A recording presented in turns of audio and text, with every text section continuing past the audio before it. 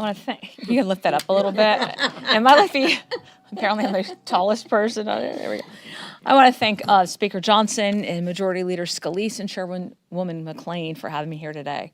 As July 4th approaches, so does the 1-year anniversary of our Working Families Tax Cut Bill.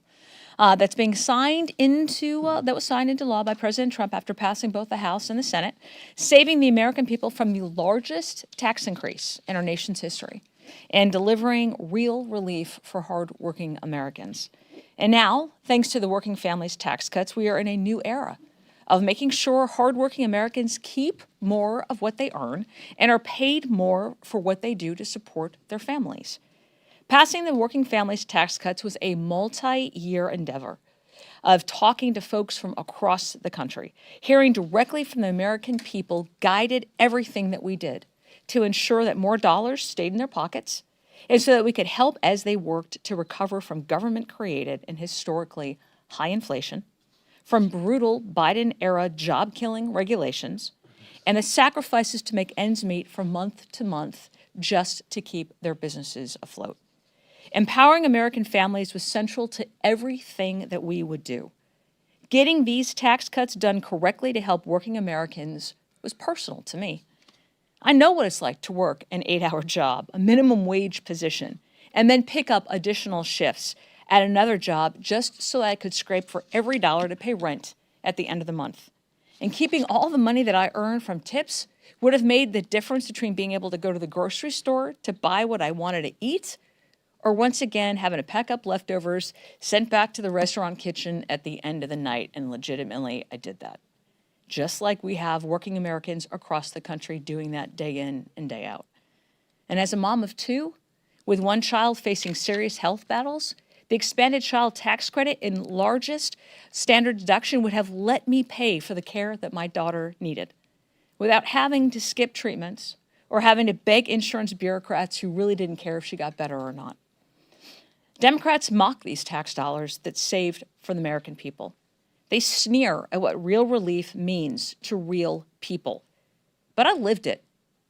And I felt the soul-crushing anxiety of barely being able to make ends meet. And that's why these reforms mattered so deeply to me and why they matter to every struggling family in America. And this isn't just about stabilizing households. It was about forging a stronger, brighter American future. And the Working Families Tax Cuts are restoring hope. They are rewarding work, and they are unleashing the extraordinary potential of the American spirit. And that is the promise that we made, the fight that we won, and the future that we are proudly delivering for every working family in this great nation. Thank you, and God bless. And with that, look forward to hearing from our wonderful leader from the great state of Louisiana, Steve Scalise. Well, thank you. And I want to applaud Congresswoman Van Dyne for the hard work she did on the Ways and Means Committee and 11 different committees to bring the Working Families Tax Cut to life, to law. A year ago, July 4th, all of us were on the White House lawn standing with President Trump to celebrate the signing of what's going to turn out to be one of the most historic bills we've seen in our lifetime, a bill that is ushering in more opportunity for families, more wage growth for families. You're talking about, and Congresswoman Van Dyne mentioned it, what's happening right now. About 30 million Americans have taken advantage of no tax on tips and no tax on overtime. That's more money in their pockets today that they didn't have a year ago because of that legislation. And of course, keep in mind, every single Democrat voted against that bill. They voted against it because they want Washington to have more of your money. They want to control and have more power here. And to do what with it? To use it for fraud. We've seen it in states like Minnesota, leering centers that we exposed because of the provisions, the anti-fraud provisions of that bill that we passed a year ago.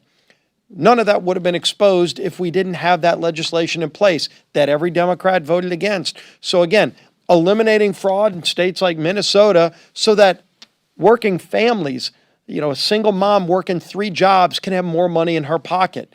That's what the Working Families Tax Cut represented. We're going to bring a bill later this week to reflect on and celebrate the wins for American families that bill reflected. Earlier in the week, we're going to be dealing with a number of other things too. We've got the National Defense Authorization Act, a really important bill to set the priorities for our nation's defense. So, of course, there are always a lot of amendments on that bill, but ultimately its final passage to make sure that we continue to reprioritize our men and women in uniform, give them the tools that they need to be successful, and continue rebuilding our nation's defense, something that President Trump made a hallmark of this presidency. We're also bringing the bill to address the state and foreign operations budget. Mario Diaz-Balart's appropriations bill, it's another item on the agenda this week. Last night, we passed a major bill to protect children online, the KIDS Act. Huge bipartisan victory. I know they're not common around this place, but it happened last night, where Chairman Guthrie and the Energy and Commerce Committee worked for months to put together legislation to protect children online. You can see what that bill did to help protect children from pornography and other things that we've been trying to accomplish and we're able to do. That bill's now going to go over to the Senate. In addition to making sure our nation's defense is prioritized, we're also adding the Save America Act to the NDAA. So again, really, really important week. We're having other meetings on things like Reconciliation 3.0.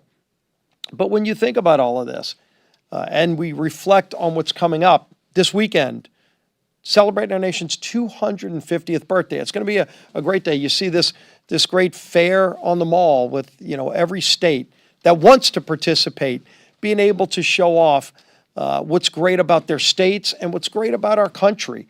I come from the great state of Louisiana, where we celebrate the Louisiana Purchase in 1803 that doubled the size of our nation, and what it also allowed us to do in terms of gaining access to the Mississippi River so we could become a nation that exported our goods to the world, getting access to the port of New Orleans. That was the reason for the acquisition when Thomas Jefferson sent his detachment over to France to try to buy the port of New Orleans, and they came back with the entire Louisiana territory. By the way, for the bargain price of $15 million, we doubled the size of the country. It's a pretty darn good real estate deal.